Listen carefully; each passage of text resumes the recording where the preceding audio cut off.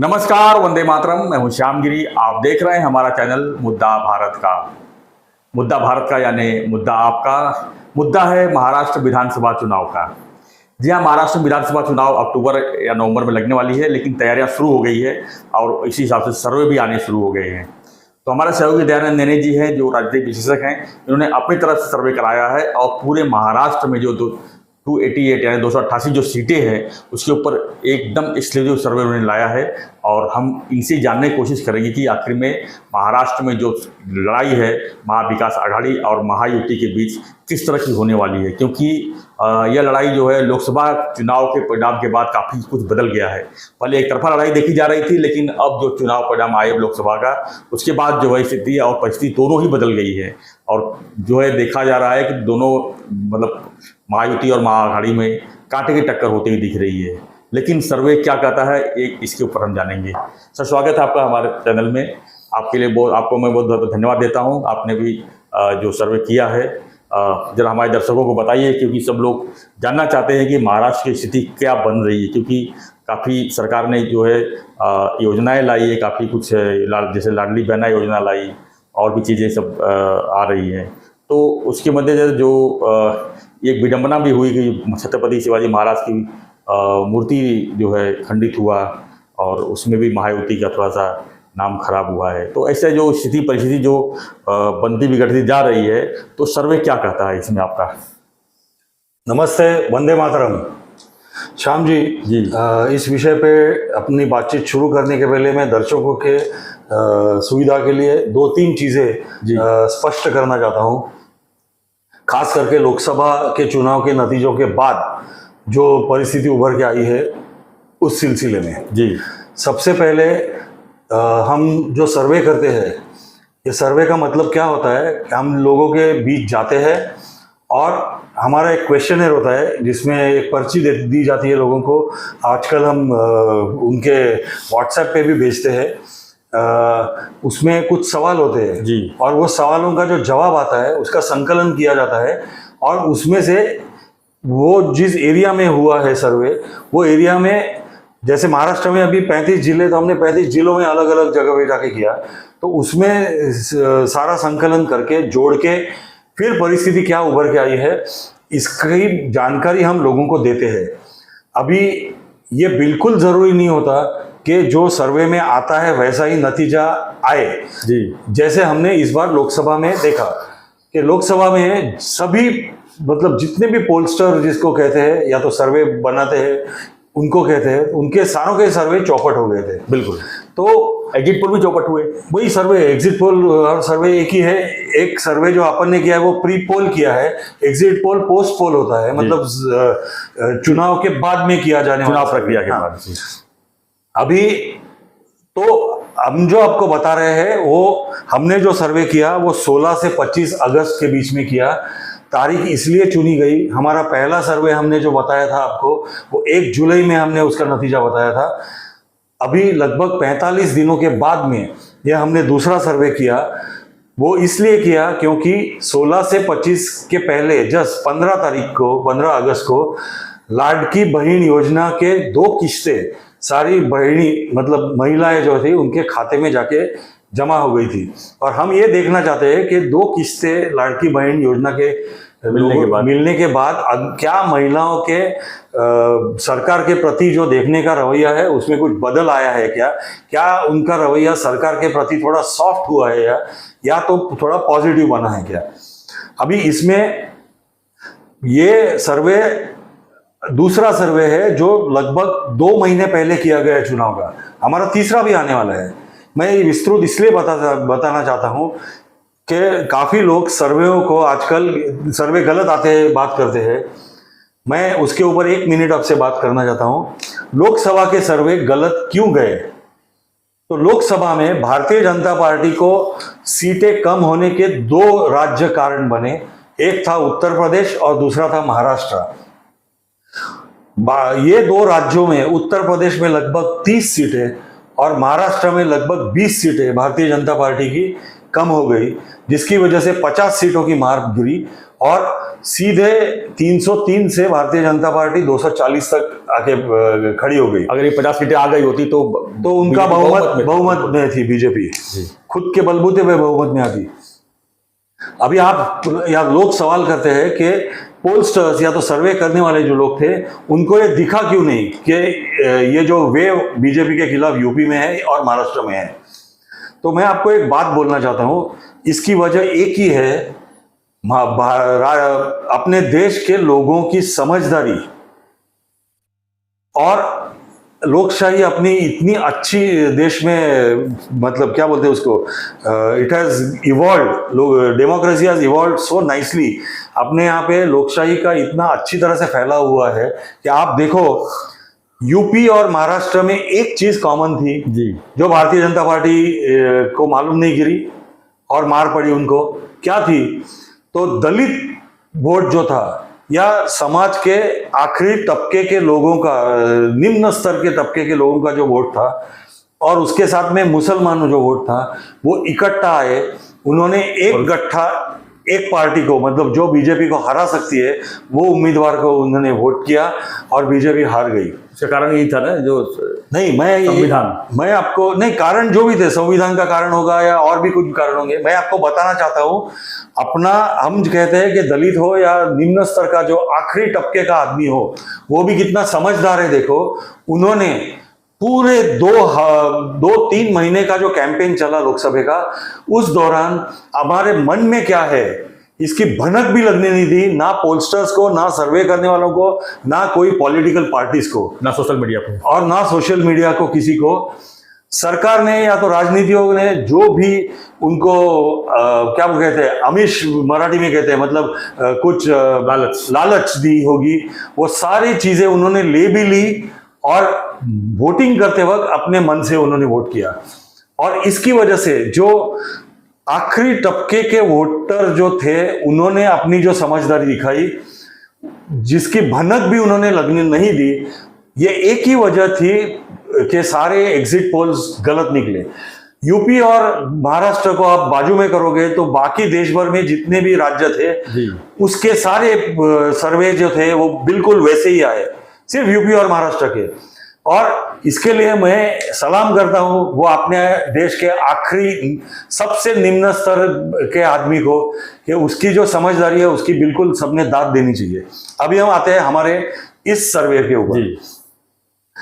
देखिए एक चीज ऐसी है, लोकसभा में भारतीय जनता पार्टी एनडीए गठबंधन और महाविकास आघाड़ी इंडिया गठबंधन को 30 सीटें मिली और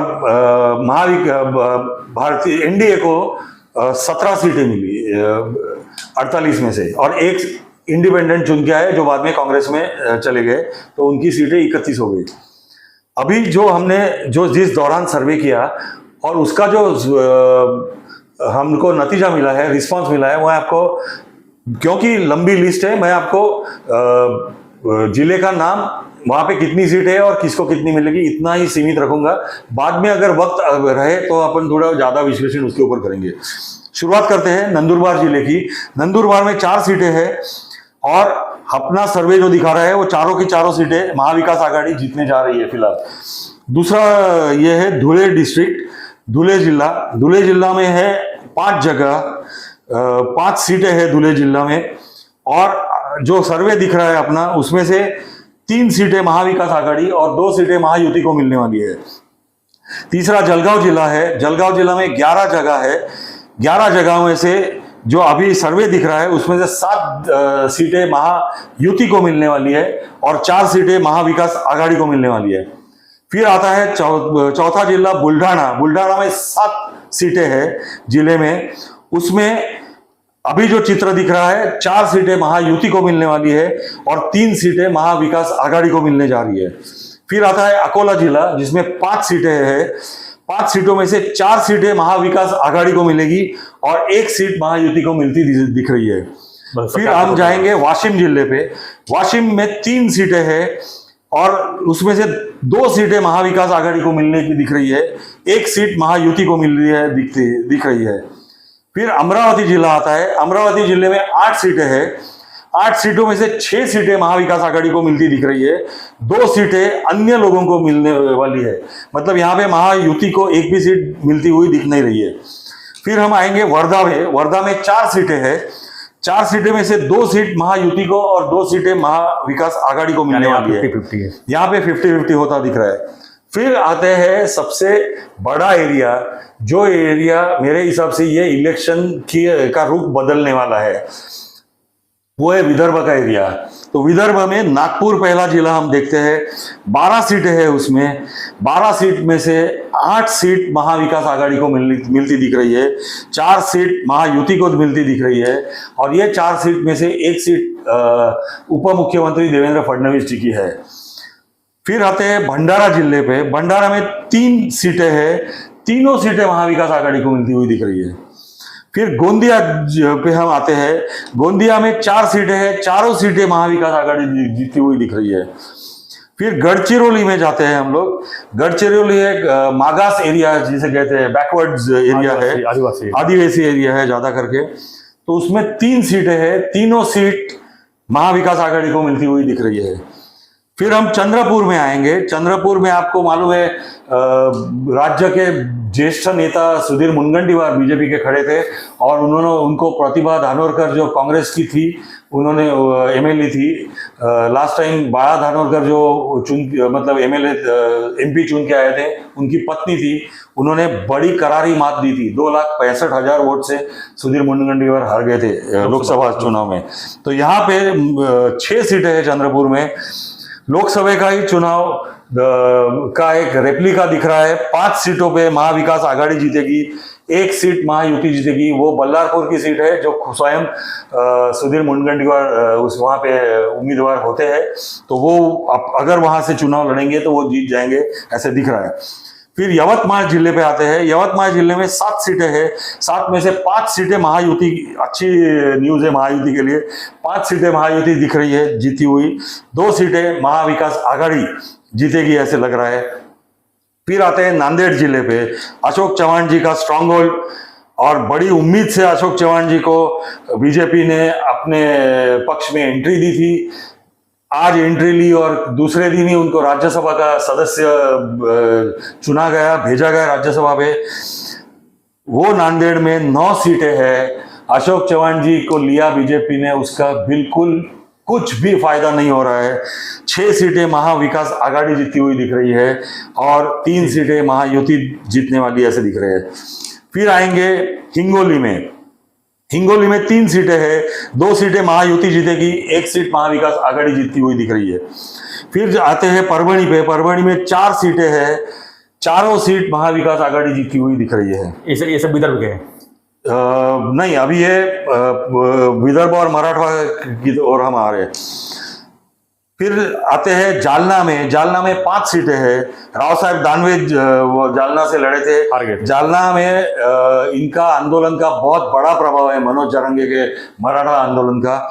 इनफैक्ट वो एपी सेंटर है उनके आंदोलन का, जालना डिस्ट्रिक्ट। जालना डिस्ट्रिक्ट में 5 सीटें हैं। उसमें से 4 सीटें महाविकास आघाड़ी जीतेगी, 1 सीट महायुति जीतेगी ऐसे दिख रहा है। फिर आते हैं छत्रपति संभाजीनगर, पुराना औरंगाबाद। उसमें 9 सीटें हैं। अभी यहाँ पे महायुति के लिए अच्छी न्यूज है। 7 सीटें महायुति जीतने वाली है 9 सीटों में से, और 2 सीटें अन्य लोग जीतेंगे ऐसे दिख रहा है। इधर महाविकास आघाड़ी को एक भी सीट दिखती नहीं है मिलने वाली ऐसे करके। फिर नासिक जिले में आते हैं। बड़ा जिला है, 15 जगह है नासिक जिले में, और नासिक जिले में जो 15 जगह है उसमें से 9 सीटें महाविकास आघाड़ी जीती हुई दिख रही है, और 5 सीटें महायुति और 1 सीट अन्य को मिलेगी ऐसे फिलहाल चित्र दिख रहा है। फिर आते हैं पालघर जिले पे जी। पालघर जिला जो ठाणे जिले से तोड़ के एक नया जिला बनाया गया है, 6 सीटें वहां पे है। उसमें से 4 सीटें अन्य को मिलेगी और 2 सीटें महाविकास आघाड़ी को मिलेगी, ऐसे अभी चित्र उभर के आ रहा है।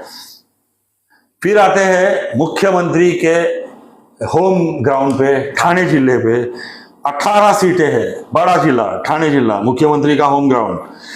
यहाँ पे मुख्यमंत्री अपने होम ग्राउंड पे बहुत ही मजबूत दिख रहे हैं। महायुति 12 सीटें जीतेगी, महाविकास आघाड़ी 5 सीटें जीतेगी और 1 अन्य जीतेगा, ऐसे यहाँ पे स्थिति दिख रही है। फिर सबसे बड़ा इंपॉर्टेंट एरिया मुंबई, 36 सीटें है। 36 सीटें मुंबई, बाला साहेब ठाकरे जी का होम ग्राउंड, शिवसेना जहां पे पैदा हुई, फूली पली, और जहां पे शिवसेना और बाला साहेब ठाकरे को मराठी आदमियों ने बड़ा किया, वो 36 सीटें। वहां पे भी चित्र ऐसे दिख रहा है, 21 सीटों पे महाविकास आघाड़ी आगे है, वो जीत सकती है। 15 सीट महायुति जीत सकती है। और 15 सीटों में से सबसे बड़ी बात मैं यहाँ पे कहना चाहता हूं, अगर 15 सीट महायुति जीती तो उसमें से 13 सीट भारतीय जनता पार्टी की होगी, 1 सीट एकनाथ शिंदे की शिवसेना की होगी, और सिर्फ 1 सीट अजित दादा के राष्ट्रवादी की होगी।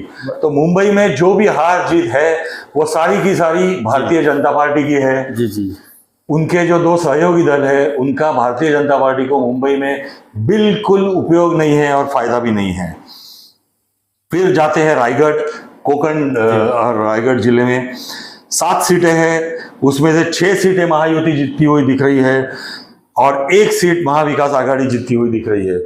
फिर आते हैं पुणे में, वो भी बड़ा एरिया है, 21 सीटें है, और वो यहाँ पुणे जिले में महायुति के लिए अच्छी खबर है, 16 सीटें महायुति जीतेगी और 5 सीटें महाविकास आघाड़ी पुणे से जीतेगी। पुणे में अजित दादा का योगदान कह सकते हैं? नहीं, पुणे में भारतीय जनता पार्टी का और अजित दादा का दोनों का मिक्सचर है, पर ज्यादा कर पुणे जिला जो है वो भारतीय जनता पार्टी ही, क्योंकि पुणे शहर जो है वहां पे भारतीय जनता पार्टी 5-1 सीट वो जीतती हुई दिखाई दे रही है। अगर आजू बाजू से 4-5 सीट डेफिनेटली अजित दादा भी जीत सकते हैं, जीतते हुए दिखाई दे रहे हैं। 16 सीटें कुल मिला के महायुति जीतेगी, 5 सीटें महाविकास आघाड़ी जीत सकती है। फिर अहमदनगर जाते हैं, 12 सीटें हैं अहमदनगर में। अहिल्यानगर जिसको नामकरण हुआ है, अभी तक उसका शासकीय रिकॉर्ड में उसका ये नहीं हुआ है, पर ये इलाके में 7 सीट महाविकास आघाड़ी जीत सकती है, 5 सीट महायुति जीत सकती है। पर ये सारे मुकाबले बहुत कड़े मुकाबले हो सकते हैं, होने वाले हैं। तो शायद ये चित्र उल्टा भी हो सकता है कि 7 सीट महायुति के पास भी जा सकती है। तो पर फिलहाल दिख रहा है 7 सीट महाविकास आघाड़ी और 5 सीट महायुति। फिर जाते हैं बीड जिला, वापस मराठवाड़ा जिला, जहां पे बीजेपी को 1 भी सीट लोकसभा में नहीं मिली थी। वो जिले में 8 सीट मराठवाड़ा में थी, 7 सीट महाविकास आघाड़ी जीती थी। बीड में खुद पंकजा मुंडे हार गई थी। तो फिर भी अभी विधानसभा के इसमें चित्र थोड़ा अलग दिख रहा है।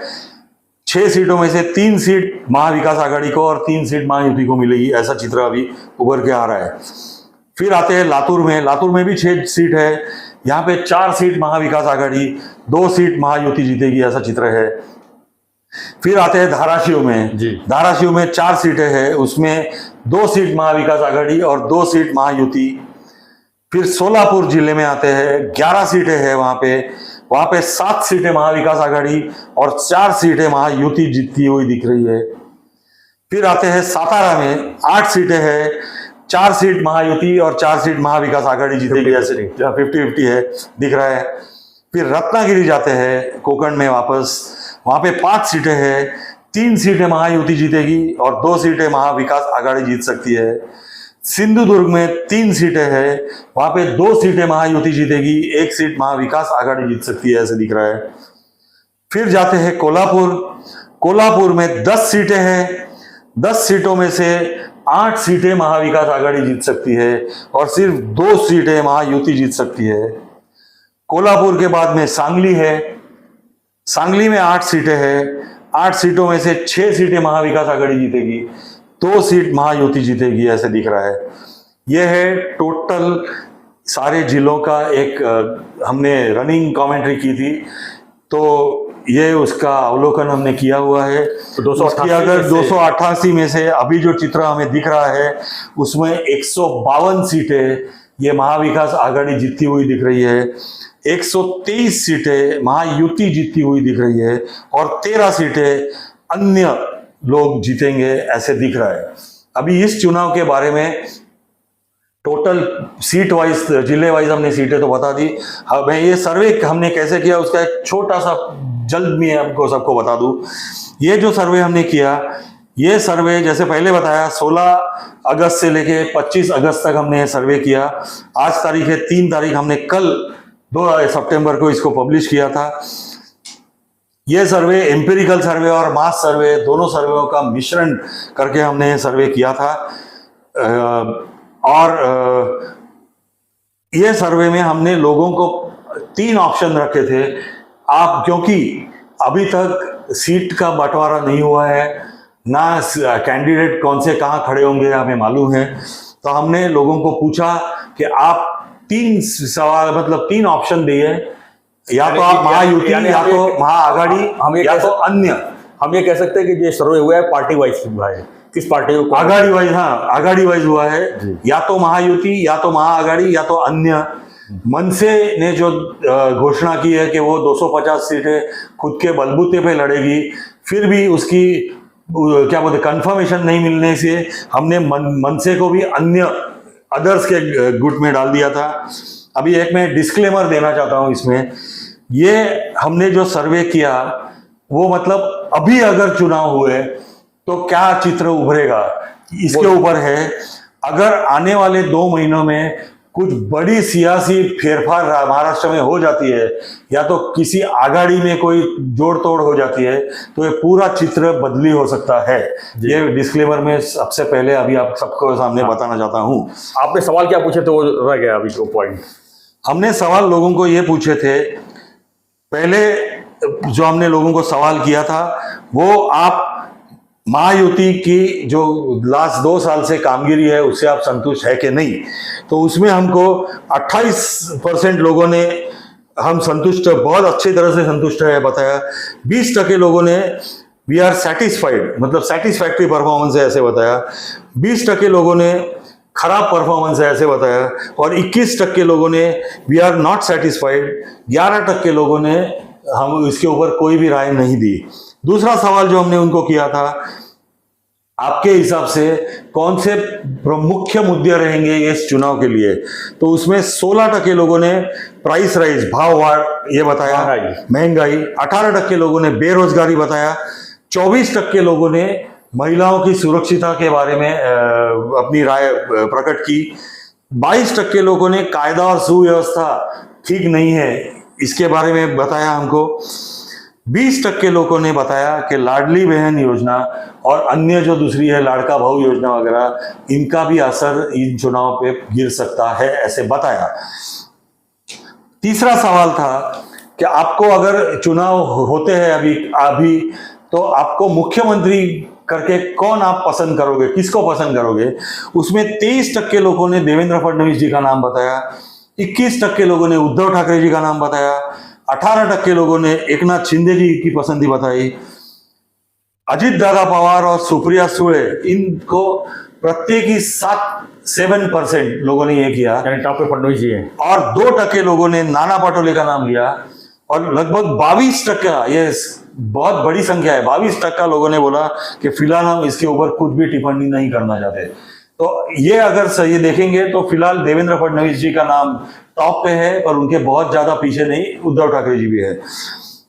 यानी महाविकास में उद्धव ठाकरे, महायुति में फडणवीस जी, ये दोनों अपने अपने आघाड़ी के फेस अभी फिलहाल जो दिख रहे हैं। अभी इसमें जैसे मैंने पहले भी बताया, 45 दिन पहले जो हमने सर्वे किया था, अब उसके बाद में दूसरा सर्वे 45 दिन के बाद में आया है। तो पहले सर्वे में 158 सीटें हमने दिखाई थी महाविकास आघाड़ी को, और महायुति को 122। ये सर्वे में हम महाविकास आघाड़ी को 152 और महायुति को 123 दिखा रहे हैं। मतलब लाड़की बहन योजना शुरुआत होने के बाद, पहली 2 किस्तें जाने के बाद भी फिलहाल जो प्राथमिक इंफॉर्मेशन आ रही है उसमें लोगों के ऊपर लाड़की बहन योजना का कुछ ज्यादा असर गिरा है ऐसे दिख नहीं रहा है। पर इसमें एक राइडर है। 20% लोग अगर कहते हैं कि लाड़की बहन योजना और लाड़का भाऊ योजना का असर होने वाला है, तो शायद जैसे ये दिन आगे बढ़ेंगे तो उसमें असर शायद हो भी सकता है, ऐसे दिख रहा है। अभी लास्ट पॉइंट ये जो सर्वे का था, मैं क्लियर करना चाहता हूँ सबके सामने कि कौन सी जगह पे कौन सी युति, महायुति या तो महाविकास आघाड़ी या अन्य कहाँ पे स्ट्रांग है, किसको कहाँ से वोट आने वाले हैं। तो विदर्भ, मराठवाड़ा और पश्चिम महाराष्ट्र, ये जो एरिया है, यहाँ पे महाविकास आघाड़ी बहुत ही स्ट्रांग दिख रही है, बहुत बहुत स्ट्रांग। और उसमें विदर्भ में 62 सीटें हैं, मराठवाड़ा में 48 सीटें हैं और पश्चिम महाराष्ट्र में 59 सीटें हैं।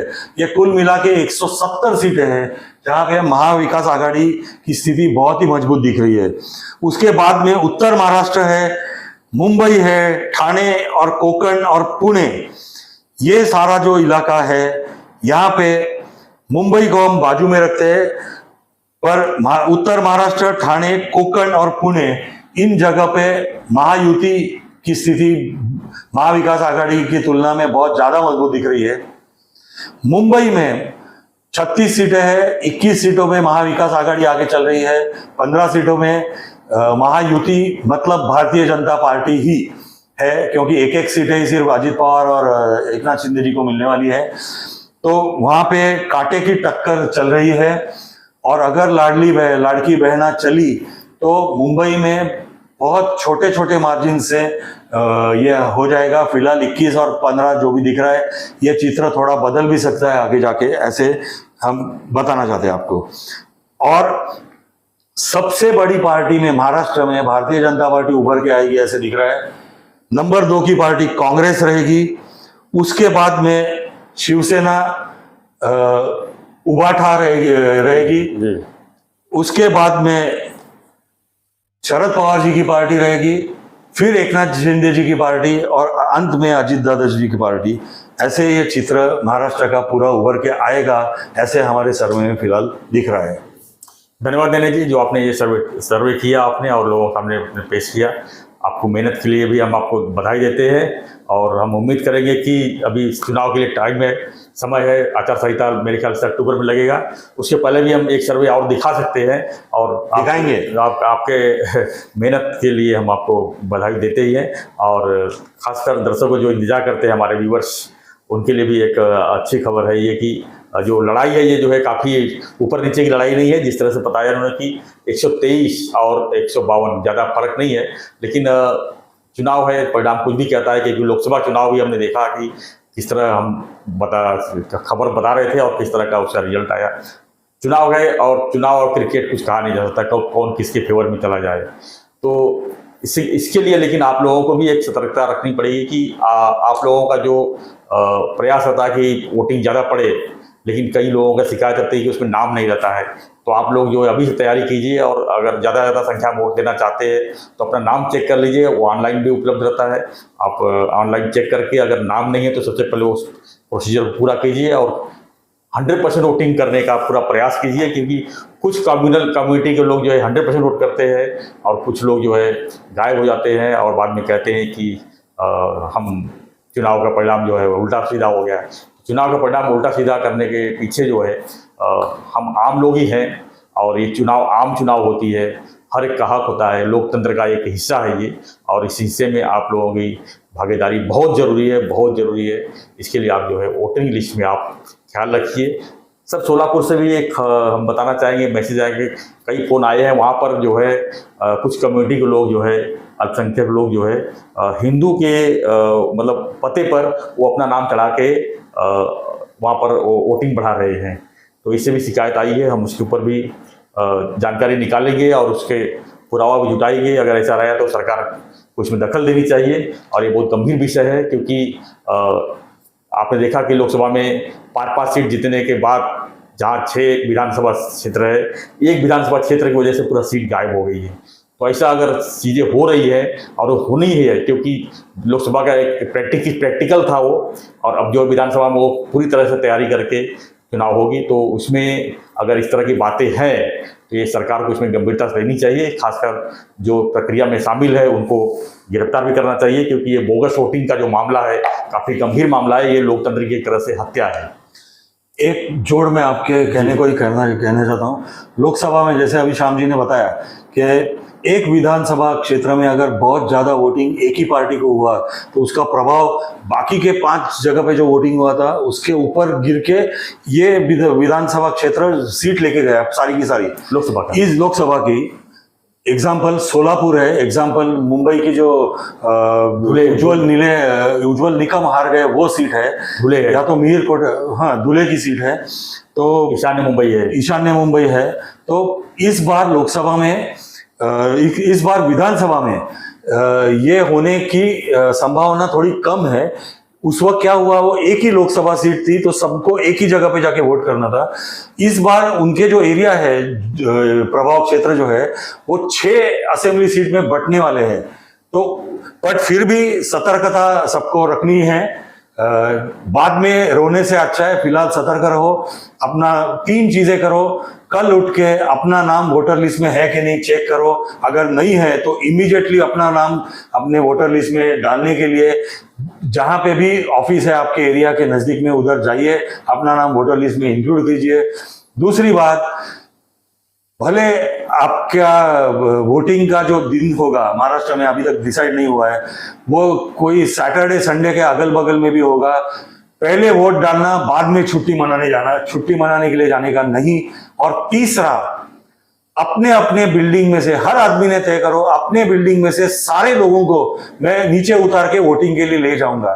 ये अगर हर आदमी ने खुद के लिए तय किया तो ऑटोमेटिकली वोटिंग की संख्या भी बढ़ सकती है। और फिर अगर वोटिंग की संख्या बढ़ेगी तो बाद में रोने की स्थिति नहीं पैदा होगी। धन्यवाद मैंने जी। तो ये काफ़ी गंभीरता से लेने की ज़रूरत है इस सब चीज़ों को। और एक चीज़ और, कार्यकर्ताओं का आह्वान है ये है कि उनके इलाके में जो अल्पसंख्यकों के जो वोट बढ़ रहे हैं उसके ऊपर भी ध्यान देने की ज़रूरत है कि किस बेस पे बढ़ रहे हैं, क्या कहीं बाहर से तो नहीं आए हैं, आखिर में अचानक वहाँ पर उस इलाके की वोटिंग की संख्या कैसे बढ़ गई है, वो सब पता करने की ज़रूरत है। इसमें सरकार को भी गंभीरता से लेने की ज़रूरत है। तो आपकी क्या प्रतिक्रिया फ्रेंड्स इस पर, सर्वे के ऊपर हमारे जो आह्वान है उसके ऊपर भी आपकी प्रतिक्रिया क्या है, हमें कमेंट बॉक्स में लिखिए। और ऐसी खबरों के लिए हम आगे भी ऐसी सर्वे दिखाते रहेंगे, लेकिन एक रिक्वेस्ट है, चैनल को अगर आपने सब्सक्राइब नहीं किया है तो सब्सक्राइब कीजिए ताकि हम सबसे पहले आप तक खबरें हम पहुँचा सकें। और ऐसी चीज़ों के लिए बने रहिए हमारे साथ, देखते रहिए हमारा चैनल मुद्दा भारत का। धन्यवाद सर, धन्यवाद। जय हिंद, जय महाराष्ट्र।